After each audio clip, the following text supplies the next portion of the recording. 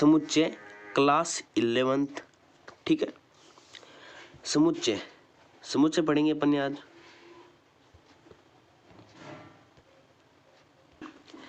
तो अपन चलते हैं समुच्चय की परिभाषा देखते हैं।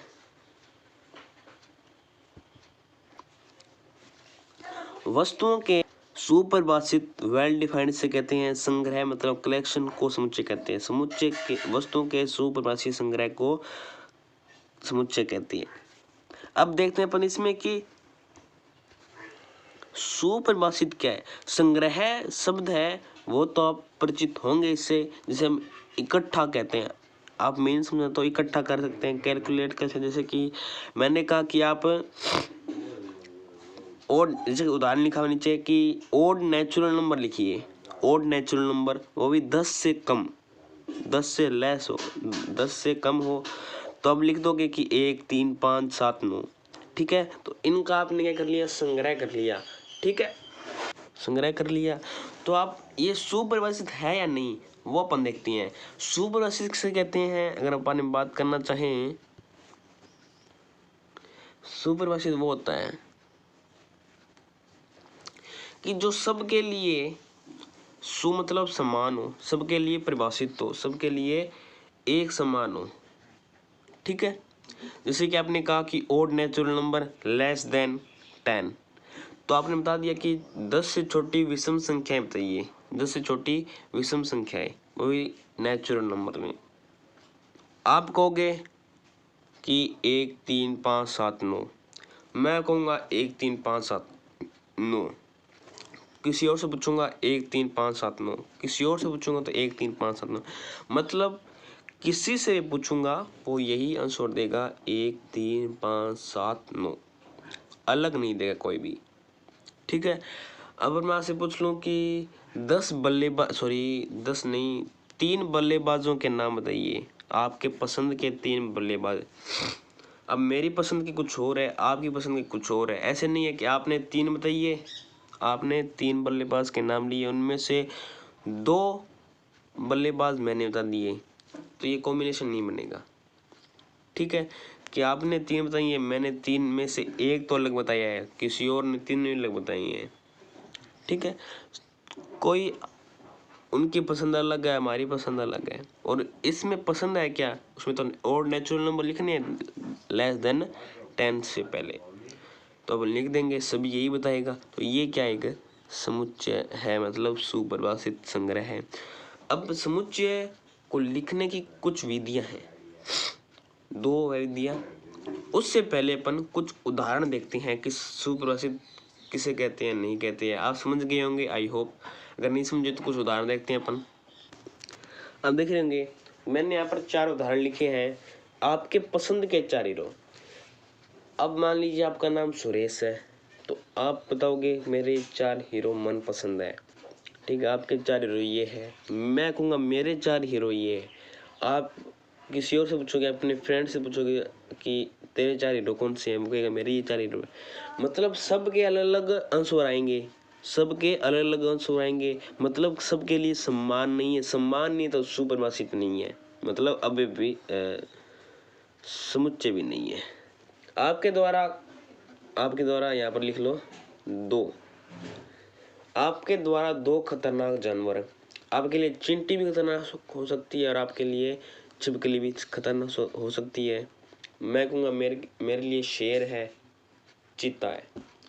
मतलब को अलग लगाएंगे, एक समान नहीं आएगा। एक समान नहीं आएगा तो सुपरिभाषित नहीं होगा, सुपरिभाषित नहीं होगा तो समुच्चय नहीं होगा। अब तीसरा है कि प्राइम फैक्टर्स ऑफ 210, जैसे कि 210 नेमली, कि अपने को प्राइम फैक्टर लिखने, नंबर लिखने हैं जो कि 210 से क्या हो, विभाज्य हो। जैसे कि अपने लिखते हैं 2 3 हो गया, 5 हो गया, 7 हो गया। ठीक है, क्या है 7। अब मैं किसी से पूछूंगा, ये बताएगा 2 का भाग जाता है 210 में, ये क्या एक प्राइम नंबर है। 3 का भी जाता है, 5 का भी जाता है, 7 का भी जाता है, और किसी का भी नहीं जाएगा। जो अभाज्य संख्या होगी, मतलब ये सुपरिभाषित है। अब किसी से पूछूंगा तो वो यही आंसर देगा, मतलब सुपरिभाषित है। सुपरिभाषित है तो समुच्चय भी है। अगला है the vowels in the English alphabet name लिखो, कि वोवल्स है इंग्लिश के अल्फाबेट, कि इंग्लिश में जो वोवल्स है उनके नाम लिखनी है। तो मैं लिखूंगा ए, ई, आई, ओ, यू। मैं किसी से पूछूंगा वो यही आंसर देगा, कि भाई इंग्लिश के स्वर है, वोवल है, वो यही 5 ही होते हैं। क्या 5 ही है? 5 ही होते हैं। किसी से पूछूंगा, मैं बताऊंगा, आप बताओगे, आपका फ्रेंड बताएगा, दुनिया में किसी को उठा लाऊंगा वो यही बताएगा, इससे अलग तो बताएगा नहीं।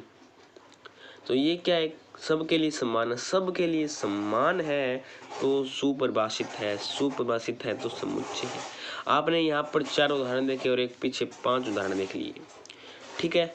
अब बात करते हैं अपन समुच्चय को लिखते कैसे हैं, ठीक है। तो अपने सिंपल भाषा में लिख दिया। समुच्चय को लिखने की जो विधियां हैं वो अपन देखते हैं। समुच्चय 2 विधियों से निरूपित किया जाता है। पहला देखते हैं अपन सारणीबद्ध या रोस्टर विधि, जिसे हम इंग्लिश में कह सकते हैं कि टेबुलर फॉर्म, ठीक है। अब इसे कैसे लिखते हैं वो अपन देखते हैं, ठीक है। सारणीबद्ध रोस्टर विधि टेबुलर फॉर्म कहते हैं इंग्लिश में। मैंने उदाहरण लिया था old natural number less than 10। तो आपने क्या किया भाई, आपने बताया कि 1 होता है, 3 होता है, 5 होता है, 7 होता है, 9। आप सभी ने यही बताया था कि old natural number less than 10, 1, 3, 5, 7, 9, ये 5 ही 10 से छोटी अभाज्य संख्या विषम संख्याएं होती है प्राकृत संख्याओं में। 1 मैंने लिखा, 3, 5, 7, 9 लिख दिया। अब रोस्टर विधि में जब भी लिखो तो आपको कुछ रूल्स है वो फॉलो करने पड़ते हैं। पहला रूल कहता है कि आपको यहाँ पर करली ब्रैकेट, इंग्लिश में करली ब्रैकेट, हिंदी में मंजिला ब्रैकेट लगाना होता है। तो वो कौन सा होता है आप देख लीजिएगा, ये होता है। आपको पिक्चर दिखाऊंगा उसकी, ठीक है। पहला काम क्या है, मंजिला ब्रैकेट में लिखना जो भी आपके उत्तर है, मतलब अब उत्तर है ये आपने लिखा 1, 3, 5, 7, 9, ये क्या है, अवयव बन गए। अब क्या अवयव है ये, और जो अवयव है उनके बीच में कोमा होना चाहिए, तो मैंने ये कोमा लगा दिया, ठीक है। यही होता है। अब इसका सीधा सा मीन है कि आपने जो बताया है, जैसे मैंने बताया कि 10 से छोटी समप्राकृत संख्या पूछा मैंने, तो आपने मैं 2, 4, 6, 8, 10 भी है, आएगा नहीं आएगा। अब वो कह रहा है तो आएगा, नहीं कह रहा तो मत आएगा, नहीं आएगा, ठीक है। 2, 4, 6, 8, 10 मान लो है, 2, 4, 6, 8, 10। तो आप 2, 4, 6, 8, 10 लिखोगे यहाँ पर, और मंजिला ब्रैकेट में लिखोगे, कोमा लगा कर लिखोगे। अगर आप इसे ये सेट बन गया, समुच्चय बन गया। अब समुच्चय का नाम देना चाहोगे तो नाम हमेशा कैपिटल वर्ड में लिखा जाता है, ठीक है। कैपिटल इंग्लिश वर्ड है उसमें लिखा जाता है। जैसे कि मैंने यहाँ पर लिखा ए, आप यहाँ पर बी लिख सकते हो, सी लिख सकते हो, कुछ भी लिख सकते हो, अल्फा बीटा कुछ भी लिख सकते हो, ठीक है। ये आपको ध्यान रखना है। क्या है, मंजिला ब्रैकेट लगाना है, हर अवयव के बीच में कोमा होना चाहिए, और समुच्चय को नाम देना है तो कैपिटल वर्ड से देखना है, कैपिटल वर्ड से। अब देखते हैं अपन दूसरा प्रश्न है, is a natural number which divides 42, ठीक है। तो क्या करना है कि नेचुरल नंबर बताने हैं जो कि 42 को भाग दे, ठीक है। आप बताने हैं तो कौन कौन से होंगे, 2 से डिवाइड। अब देखिए क्या है कि 42 को डिवाइड करने के लिए ये अपनी प्राकृत संख्या इतनी है, कितनी है, 4 और 6, 4 और 3 7, 4 और 3 7 संख्या ही है। अब इसको रोस्ट रूप में लिखना है तो आपको कुछ नहीं करना, आपको ब्रैकेट लगाना है पहले, जैसा भी लगे मेरे से, और कोमा लगा दिए मैंने पहले ही हर अवयव के बीच में, और कैपिटल वर्ड से आपको डिनोट करना है समुच्चय। ठीक है दोस्तों, अब आपको मैं पिक्चर दिखा देता हूँ उसकी।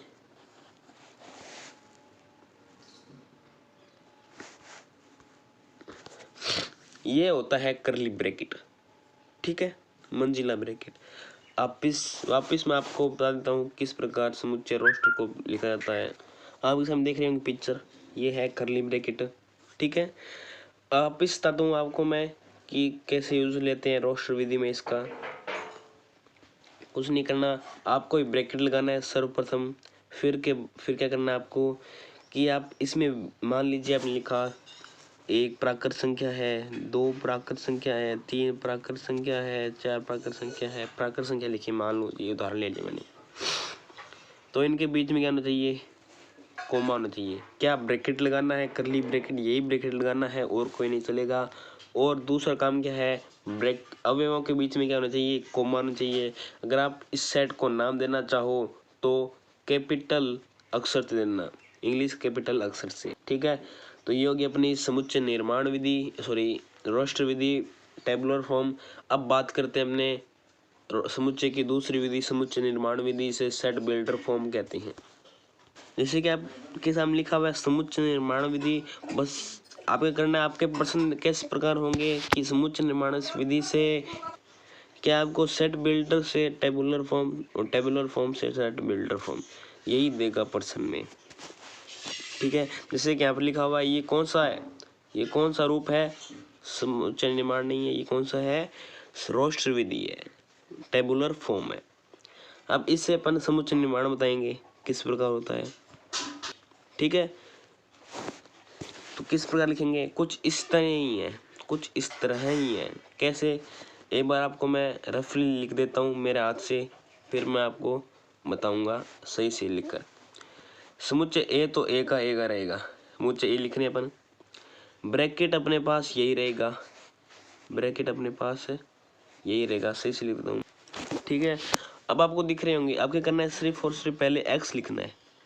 एक्स की जगह पर आप कुछ भी लिख सकते हो, क्या है एक्स, आपको एक्स लिखना है, आप कुछ भी लिख सकते हो। नॉर्मली एक्स लिखा जाता है, किताब में देखोगे एक्स लिखा होगा, तो एक्स, ये डॉट लिखे मैंने दो, इसका अर्थ क्या है, सच दैट, सच दैट। और इंग्लिश में इसको कहते हैं हिंदी में ही इस प्रकार, एक्स इस प्रकार है। ये 2 4 6 8 10 है, इसको उन्होंने एक्स माना है, ठीक है। 2 4 6 8 10 इसको अपन ने एक्स मान लिया है। अब मैंने इस एक्स को फाइंड करना है, बताना है कि एक्स क्या है, तो ये सभी है, इनको मैंने एक्स मान लिया है, ठीक है। तो एक्स सच दैट, एक्स इस प्रकार है कि एक्स एक सम संख्या है, ऐसे भी लिख सकते हूँ, एस एक सम संख्या है, एक्स एक सम संख्या है। और अब सम संख्या है, अब सम संख्याएं हैं वो ऐसे तो नहीं है 2 4 6 8 10 आगे चलती जा रही है, चलती जा रही नहीं है ना, तो इनका अंत भी है, इसका 10 तक अंत है। कैसे लिखेंगे अपन, सम संख्या है, सम प्राकृत, अब सम संख्या लिखेंगे और 2 से 10 तक ऐसे लिखूंगा, तो उसमें क्या होगा, 2 और 10 के बीच में जितनी भी सम संख्याएं हैं पॉइंटों में वो आ जाएगी। अब सम प्राकृत संख्या लिखूंगा, वो समझाएगा कि 1 2 3 4 5 6 7 8 9 10 के बीच में सम संख्याएं हैं, ठीक है। क्या लिखा गया, प्राकृत संख्या है, x एक सम प्राकृत संख्या है, ठीक है। अब मैं ऐसे लिखूंगा 2 से लेकर के x का मान है 2 से तो बड़ा है और 10 से छोटा है। अब इसमें 2 भी फाइंड है, 10 भी फाइंड है, बस ये हो गया अपना आंसर खत्म। अब इसके ब्रैकेट लगानी है अपने को, ब्रैकेट तो दोनों में लगाना ध्यान रखना, ठीक है। अब देखिए मैंने यहाँ पर लिखा है x एक सम संख्या प्राकृत संख्या है और 2 से लेकर 10 तक है, उसमें 2 और 10 दोनों भी है, ठीक है। अब इसको मैं शॉर्ट फॉर्म में लिखूंगा, तो कैसे लिखूंगा, पहले आपको मैं ये है मैंने लिखा है हाथ से, इसको सही से लिख देता हूँ, क्या आपके सामने लिख दिया होगा कि यहाँ पर a लगा देता हूँ मैं, a is equal to x such that x इस प्रकार है कि x एक सम प्राकृत संख्या है, ठीक है, 2 से लेकर 10 तक, ठीक है। अब इसे और छोटा करेंगे, और छोटा करेंगे तो किस प्रकार पढ़ेंगे देखते हैं अपन, कि ब्रैकेट ए तो लगानी है आपको, ठीक है। देखेंगे अपन 2 4 6 8 10, अब कोई भी संख्या यहाँ पर हो आपको उसको क्या करना है, एक बार मैं रफल काम कर रहा हूँ, 2 इंटू 1 ऐसे लिख सकता हूँ। अब इस 4 को 2 इंटू 2 लिख सकता हूँ, 6 को 2 इंटू 3 लिख सकता हूँ, ऐसे 2 इंटू 4 और 2 इंटू 5 तक लिख सकता हूँ मैं, ठीक है। अब ये तो क्या है भाई, ये मैंने आपको पहले बता दी, ये क्या है x है, ठीक है। अब इस आप देख रहे होंगे सब में 2 into 1 2 into 2 2 into 3 2 into 4 2 into 5 सब में 2 कॉमन है, 2। अब इनसे कंक्लूजन क्या निकला कि 2 कॉमन है और 1 2 3 4 5 ये क्या एक प्राकृत संख्या है, नेचुरल नंबर है, तो मैं इसे 2n लिख सकता हूँ ना, इसे 2n लिख सकता हूँ। n किस जगह पर अपन लिखेंगे कि n नेचुरल नंबर से बिलोंग करता है, मतलब नेचुरल नंबर है उससे लिया गया है n। आगे लिखेंगे अपन n कहाँ से कहाँ तक है, अब अनंत तक तो n ही चलता जा रहा है, 1 से लेकर 5 तक होगा, 2 यहाँ पर 2 से 10 लिखेंगे डायरेक्ट, ठीक है। 2n लिख सकता हूँ, क्या है ये अपना x है, x बराबर क्या है 2n है, ठीक है। मैं इसको इरेज करता हूँ भी, क्या है x बराबर में 2n ऐसे लिखूंगा अगर मैं, और n लिख दूंगा कि n कहाँ से लिया गया है, नेचुरल नंबर से लिया गया है। अब नेचुरल नंबर में से लिया तो गया है, नेचुरल नंबर तो बहुत होते हैं, अनंत है बहुत है, तो n है वो कहाँ से कहाँ तक लिया गया है, मैं लिखूंगा भाई 1 से लेकर 5 तक लिया गया है। क्या लिया गया है, n का मान 1 से लेकर 5 तक लिया गया है, उसमें 1 भी आएगा 5 भी आएगा, ध्यान रखना। अब देखिए आप अगर लिखोगे यही, मैं इसको सही से लिख देता हूँ, ठीक है, ये मैंने ब्रैकेट लगा दिया, क्या x इस प्रकार x एक 2n है। अब 2n n क्या है भाई, n एक नेचुरल नंबर से लिए गया, बिलोंग है वो बताऊंगा आप क्या बिलोंग बताऊंगा आपको मैं क्या है, ठीक है, बिलोंग्स टू, ठीक है ना। n बिलोंग कर नेचुरल नंबर से, और नेचुरल नंबर तो 1 2 3 4 बहुत होती है, तो उनमें कहाँ से कहाँ तक है, 1 से लेकर 5 तक। अब देखिए n की जगह पर आप 1 से लेकर 5 तक संख्या लिखोगे तो अपना फिर से ये बनकर आ जाएगा, ठीक है। आपको यही चाहिए, अगर मतलब कि आप समुच्चय से रोस्टर बना सकते हो, अगर आपने समुच्चय लिखा है, ये समुच्चय निर्माण विधि लिखी है तो उससे आप रोस्टर विधि ले सकते हो तो सही है, वरना गलत है। n की जगह पर आप 1 से लेकर 5 तक संख्या लिखो तो आपका 2 एकम 2 2 दूनी 4 2 3 6 2 चौके 8 2 5 10, ये अपना आ जाएगा आंसर।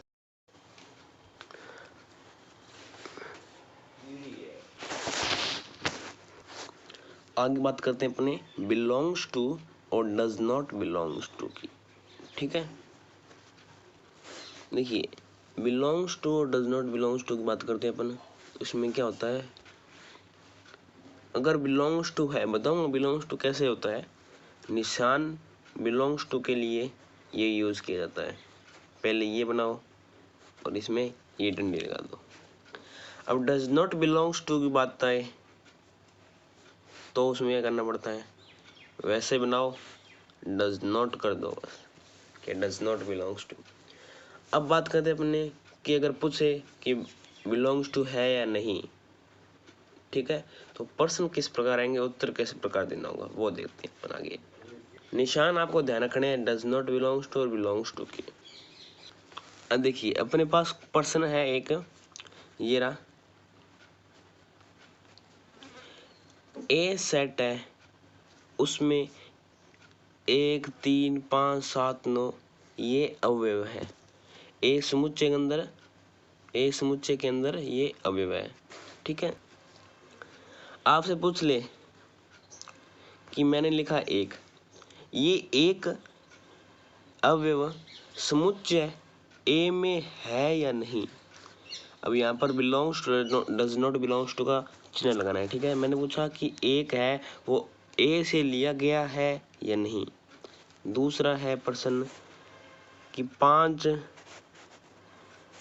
डैश ए से लिया गया है या नहीं।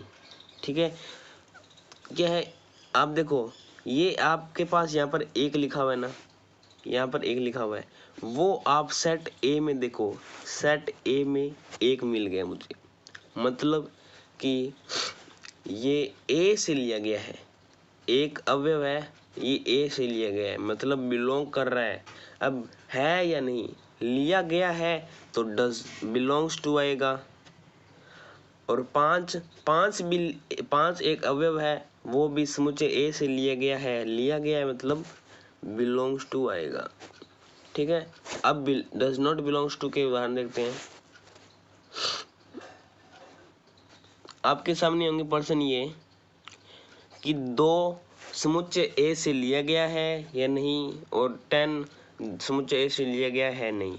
अब देखेंगे आप समुच्चय ए में 2 नहीं दिख रहा मुझे, और समुच्चय ए में 10 भी नहीं दिख रहा, मतलब कि ए से 2 नहीं लिया गया है, 10 भी नहीं लिया गया है ए से, मतलब डज नॉट बिलोंग्स टू। अगर लिया गया है, मान लो आपको प्रश्न दे समुच्चय कौन सा भी नाम दे दे, ए की जगह पर अल्फा बीटा गामा कुछ भी हो सकता है, बी सी डी।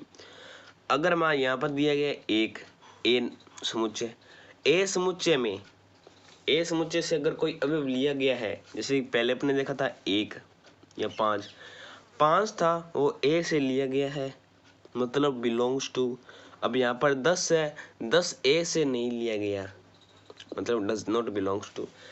अब आपको समझ आया होगा belongs to does not belongs to. आपको वापस मैं यहाँ पर चिन्ह लिख देता हूँ belongs to does not belongs to के।